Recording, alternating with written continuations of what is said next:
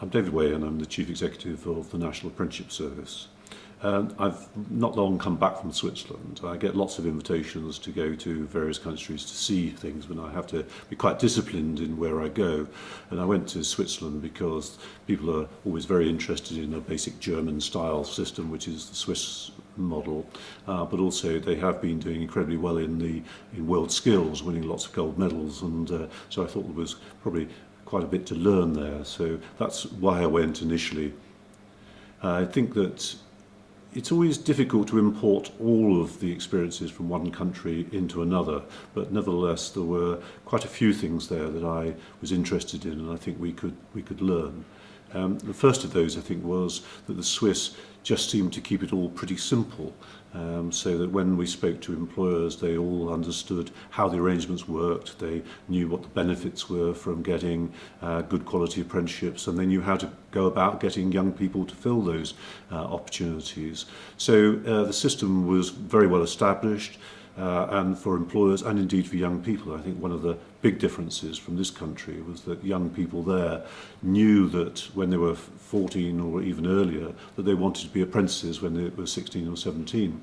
So they started collecting various stamps towards that at that stage. So they'd do work experience, volunteering, they'd work hard on English and maths because that's one of the things that they required for an apprenticeship. So that when they got to 16, they were then pretty well informed about not just apprenticeships, but which employers they wanted to become apprentices with. And I contrast that with this country where I meet lots of apprentices who are at 17 and 18 and decide not to go to university, decide not to go down the academic route and are looking around for an alternative. And that's often the first point at which they've thought about doing an apprenticeship.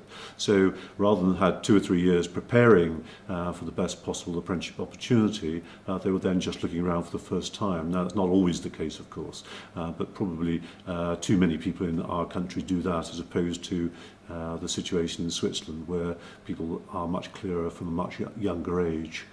So that's one of the big differences.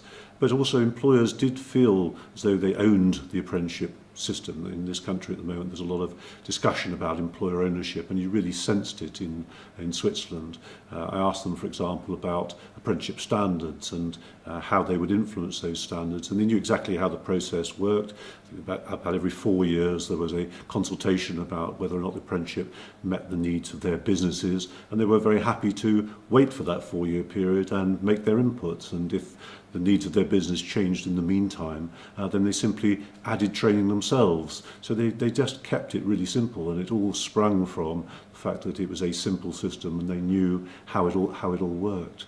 So it was good, but there were also other things I thought were excellent about raising quality, and some things that made me sit back and think, gosh, that's quite a way from where we are at the moment. And a couple of examples of that would be, firstly, that when their apprentices take their final tests, they are categorized into various levels. So those who are really, really good and do incredibly well know that and are given a certificate of a higher standard. So that was good.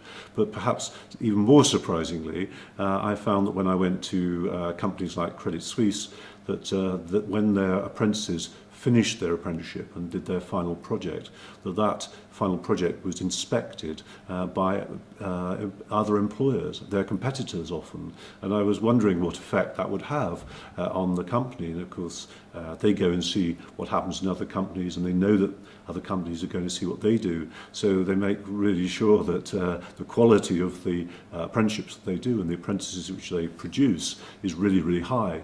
And so they felt as if that was all helping to drive up quality in an incredibly positive way. So I thought there was lots and lots to learn from the Swiss system, and I'm really pleased that I went.